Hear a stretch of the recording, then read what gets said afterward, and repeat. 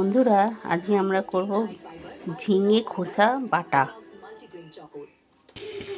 বন্ধুরা, এবারে এর মধ্যে কাঁচা লঙ্কা, সর্ষে আর এই রসুন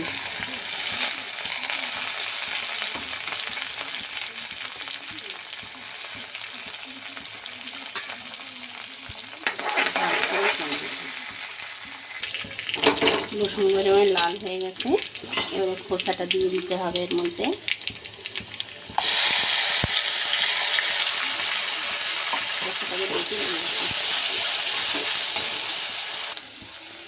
বন্ধুরা, এবারে লবণ দিতে হবে একটু মিষ্টি দিলে স্বাদটা আরও বেড়ে যাবে।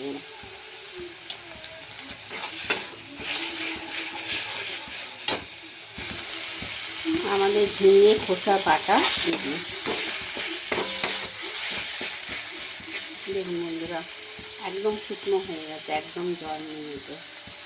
একবার করে দেখবেন, আর ভালো লাগলে লাইক কমেন্ট শেয়ার করে দেবেন। নমস্কার বন্ধুরা।